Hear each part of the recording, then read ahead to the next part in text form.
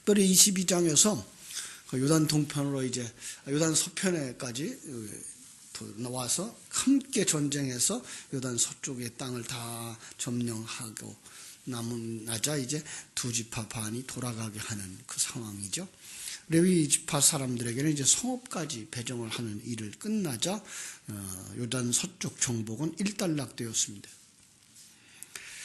루벤과 갓과 므낫세 반지파 사람들은 이제 요단 동쪽에서 기업을 받았기 때문에 그들을 이제 동쪽으로 보내는 거죠. 그들에게 이제 그 충성했다, 그동안 수고 많이 했다라고 해서 금은 보화를 싸서 보내면서 경건 생활을 힘쓰라고 말하는 것을 보게 됩니다. 5절로 6절에 보면 하나님만 사랑하라, 하나님의 뜻대로 살라, 하나님을 가까이 하고 오직 하나님을 섬기라. 그래서 그들이 이제 대답을 하고 그렇게 하겠다고 해서 돌아가면서 그들이 요단가에 큰 단을 쌓았습니다. 증거의 비죠. 증거의 비. 이방인 취급하지 말아달라고 화합을 약속하는 그런 비를 세웠습니다. 그런데 오해한 이제 서편에 있는 9지파 반 사람들이 이게 잘못된 제단인 줄 알고 달려나왔습니다. 다른 제단을 쌓는 범죄를 할까봐. 자, 다른 범죄를 하는 제단을 쌓을까봐 라는 말은 외형적인 겁니다. 그들은 여기에 굉장히 혈기를 냅니다만, 그런데 여호수아는 나중에 뭐라 그럽니까? 너희 속에 있는 것들을 제하라 라고 말하죠. 예, 오늘날 우리가 이것도 조심해야 될 것은 보이는 어떤 것들이 우리와 다르다고 해서 그들은 진리가 아니야, 그들은 구원받은 백성이 아니야 라고 할 것이 아니라 속에 있는 것들을 봐야 됩니다. 우리 속에 있는 우상 숭배하는 것들은 없는가? 예. 하나님보다 더 사랑하는 건 없는가? 우리 마지막 장에 보면은 계속해서 그들에게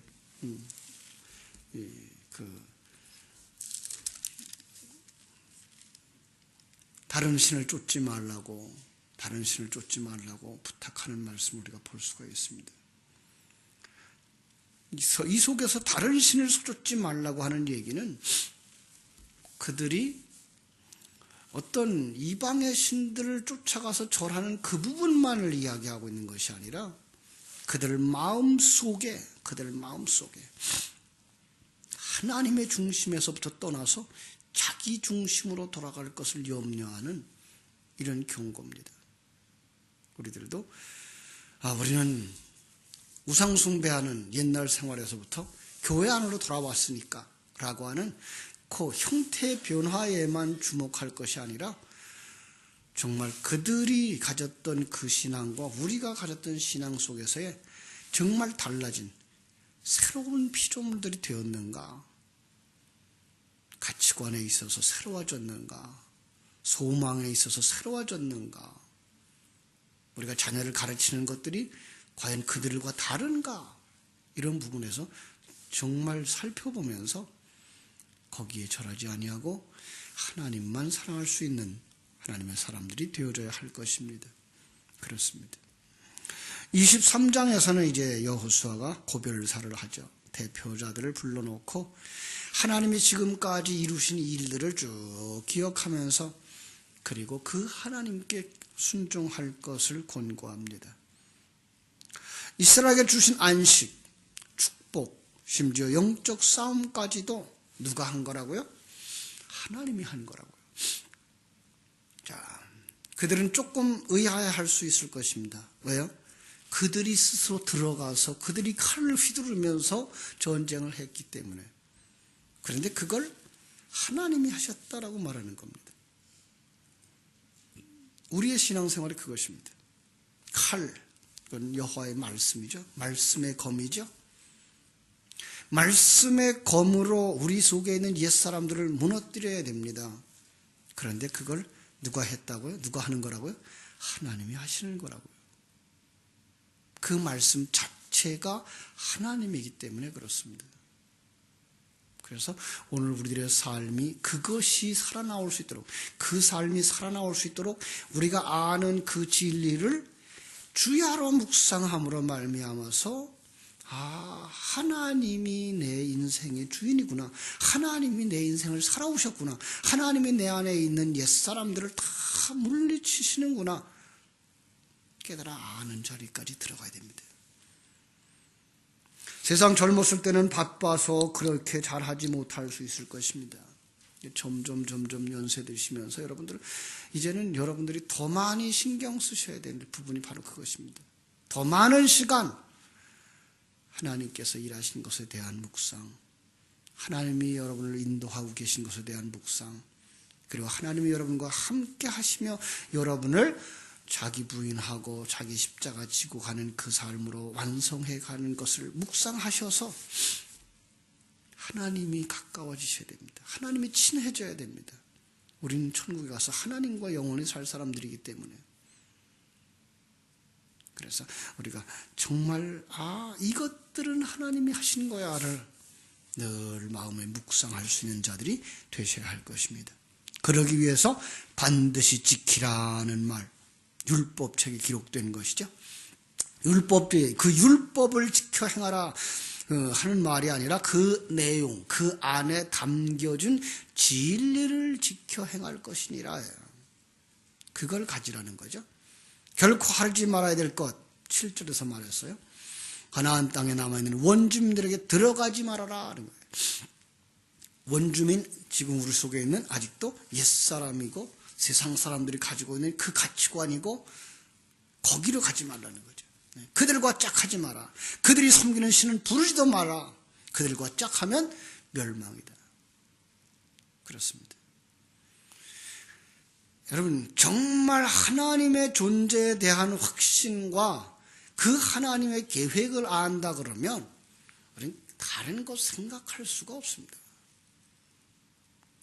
하나님이 그렇게 사랑하시고 그렇게 큰 사랑으로 우리에게 다가오시고 그 놀라운 계획을 우리 속에서 실현하시려고 한다고 하는 그 사실을 깨달아 알고 묵상하는 사람이 어떻게 잠깐 있다가 없어질 그 세상 것으로 눈을 돌릴 수가 있겠습니까? 그거는 아무것도 아닙니다. 결국은 그들과 짝한다는 말은 무슨 말입니까? 그것들을 사랑한다는 말이고 하나님을 미워한다는 말입니다. 많은 사람들이 그렇게 얘기합니다. 아이고, 하나님도 섬기고 그것도 섬기고. 성경은 뭐라고 말해요?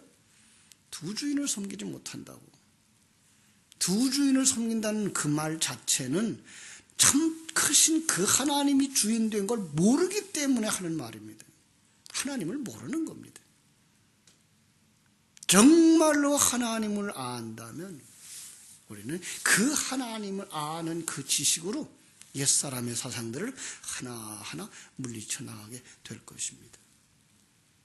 백성들이 이제 그렇게 할 것을 결단하죠. 그게 이제 24장이죠. 24장에서 여호수아가 이제 세겜의 사람들을 모으고 그들에게 신앙에 대해서 쭉 얘기합니다. 하나님이 그들을 이제까지 축복하셨던 이야기, 그리고 하나님만 섬길 것, 그것을 간곡하게 부탁을 합니다. 심지어 이런 반어법까지 쓰죠. 너희들은 들어가서 하나님을 섬기지 못할 거야. 나는 하나님만 섬길 거야. 너희들은 하나님을 섬기지 못할 거야.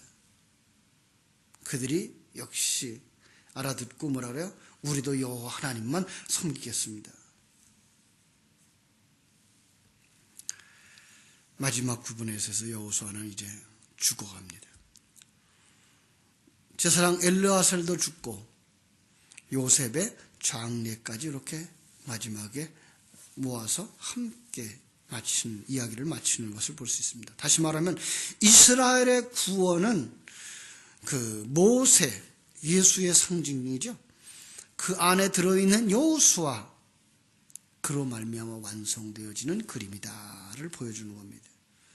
그리고 또 하나, 일찍이 예수의 상징으로 등장했던 요셉, 그 요셉의 장례 안에 다 들어있는 거다. 다시 말하면 예수 그리스도의 십자가의 죽음과 부활 속에 다 다 들어가 있는 거다라는 이야기를 이렇게 함으로써 창세기 50장에서부터 시작된 출애굽의 예언과 출애굽의 이야기가 여호수아서 24장에서 이렇게 마무리되면서 요셉의 장래 속에 들어있는 이스라엘의 구원, 바로 예수 그리스도의 죽으심과 부활 그 속에 들어있는 우리들의 구원의 이야기를 이렇게 마무리하고 있는 것을 보게 됩니다.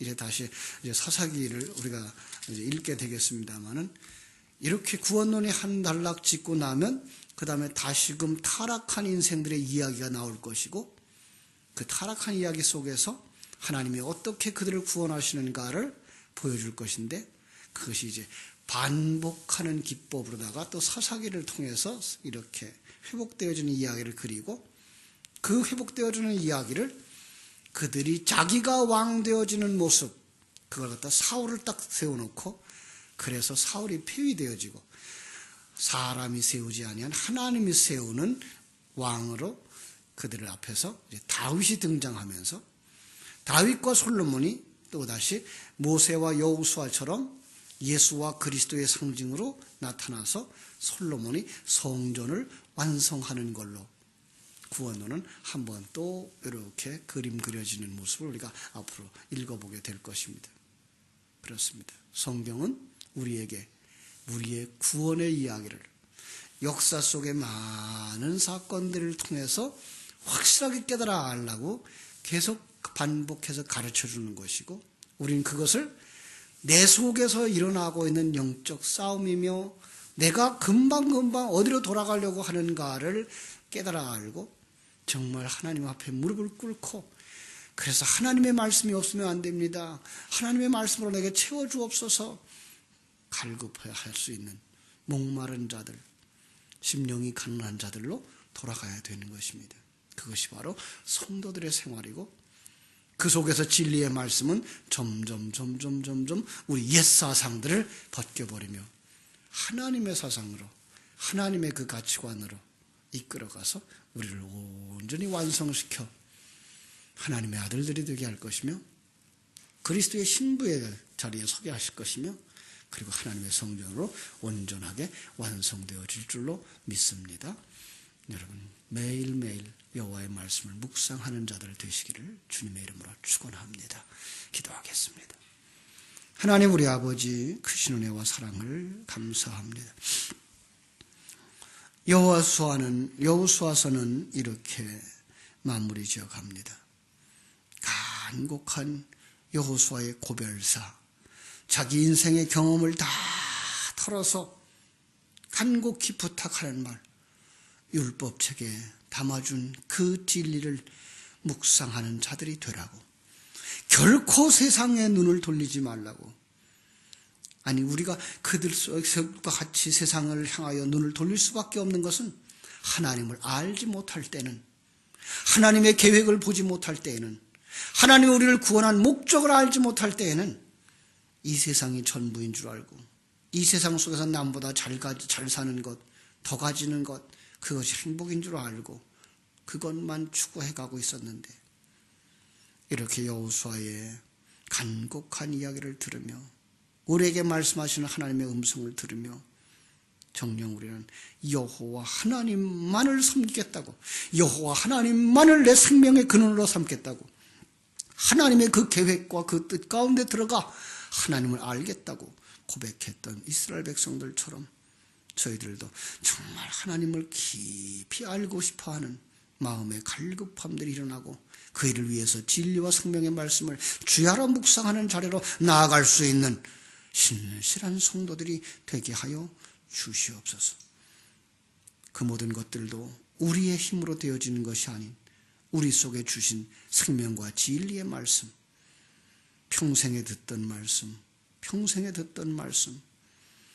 우리를 사랑하신다는 그 하나님의 큰 사랑의 말씀을 또 들려주세요라고 고백했던 우리 선조들의 찬송처럼 오늘도 하나님의 음성을 또 듣고 또 들으면서 내 속에 일어나는 육신의 욕망, 세상적인 욕구를 진리와 생명의 말씀으로 다스려갈 수 있는 하나님의 백성들, 점점 더 하늘나라가 소망되어지고 그 하나님의 섭리가 점점 깊이 깨달아지며 그 하나님과 함께하는 삶이 평강의 삶이고 은혜의 삶인 것을 누리면서 살아갈 수 있는 복된 성도들이 되도록 인도하시고 역사하여 주시옵소서. 예수님의 이름으로 기도하옵나이다. 아멘. 하늘에 계신 우리 아버지여, 이름이